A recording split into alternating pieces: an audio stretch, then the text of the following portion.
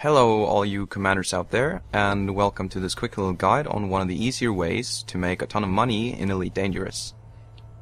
Just starting out in your Sidewinder, the game can be a little bit overwhelming, considering the fact that you can travel to any star in the Milky Way galaxy. According to the developers, that's around 400 billion star systems. The easiest way that I've found to make a quick buck early is bounty hunting, hands down, and if you already feel that you'd be able to handle yourself in a fight against a slightly better equipped NPC ship, don't be afraid to try it. The worst thing that could happen is that you get blown up, but luckily for you the Sidewinder comes with a free insurance, with the exception of ship upgrades, which you'll have to pay for yourself if your ship is destroyed. When progressing through ships, the most important thing to have in mind is the insurance cost. Don't buy a new ship if you know that you won't be able to pay for the insurance should it get destroyed, because if it is, you'll be back at square one. Progress however you like, just remember that upgrades can cost a lot of money compared to the initial ship cost. I'd say that the best way to earn your first million is through bounty hunting, and after that you're gonna wanna be aiming at the Lakon Type 6, which is the first real freighter ship with a decent sized cargo hold, which will then increase your profit margins dramatically. Trading. It is by far the easiest and possibly the fastest way to earn money in the game at the moment, assuming that you have the right tools and quite a bit of cash already. Using only in-game tools, you'll almost certainly never find the best trade routes available, since there are so many populated systems in the game. The solution for this is a third-party trading tool. Now, there are a few of these available, and they all have pros and cons. Some are web-based, while others you'll have to install on your own machine. The best one by far, according to me, is called Slopey's Elite Dangerous BPC tool, made by, well you guessed it, Slopey. With this tool you'll be able to both look up trade routes and add your own data into the database, something you should be doing since that is currently the only way prices in the tool are being updated, by the community itself. So what about the profits? Well, you should be able to earn around 200,000 credits for every 100 tons of cargo every 10 to 15 minutes, which is about the time it takes to get from station to station using a single hyperspace jump. This is important because you risk losing a lot of profit jumping through hyperspace more than once on your trade route. Also, you should never trade with a station further than 1,000 light years from the center of a system, as it will just take too long to get there, and of course, we are trying to earn our money as fast as possible. Using the tool is very easy. Just type in the amount of credits that you currently have, your cargo capacity, and your ship's jump range fully loaded into the fields on the right side.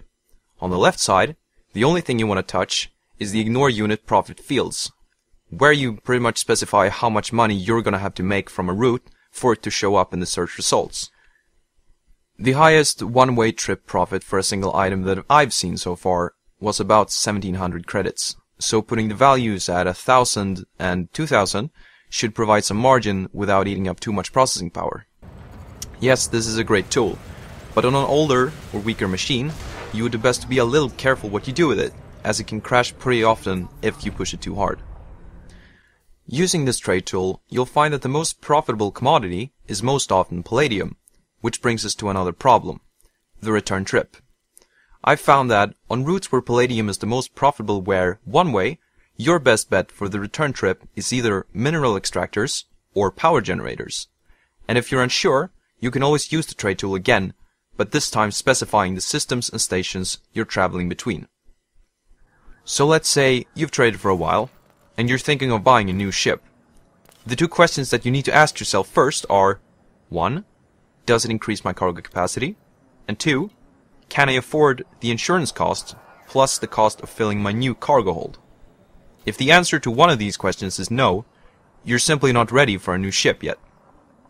And if you're like me, you're probably gonna get bored very fast using this method, and the best way to deal with it that I've found is a second screen. Any screen, really. Watching a show, a movie, or a documentary, it really helps. As long as you feel that you can follow the movie without paying very much attention to it, since you're gonna be focusing on the game a lot. Using this method, you should be able to land yourself a Python or an Anaconda fairly soon, as I got my Python within a week of first starting out. I want to finish up with a few tips and tricks that I've found that can have some effect on the amount of credits that you'll earn. These are for a bit newer players, and if you feel that you've got the hang of the game already, you'll be just fine without them. When leaving a station, the fastest way to get to a new system is by getting as far away from the station as possible, as fast as possible. This means boosting straight out of the mail slot and in the general direction of the system you're traveling to, until you reach a distance of about 5.5 kilometers from the station, assuming it's one of the big stations. Also, remember that you don't have to be facing your destination to start charging your frameshift drive. When you first jump in next to the system star, the first thing that you want to do is turn away from it and find your destination in the list on your left panel. After a while, you'll get familiar with the systems and probably be able to tell from the radar where you're going, although you're still going to have to target your destination. Start off by going full speed at your target until the ETA timer drops below 10 seconds. Then, you'll lower your speed according to the indicator to the left of your throttle. Try to never go lower than 6 seconds from your target, as the risk of overshooting it is quite big.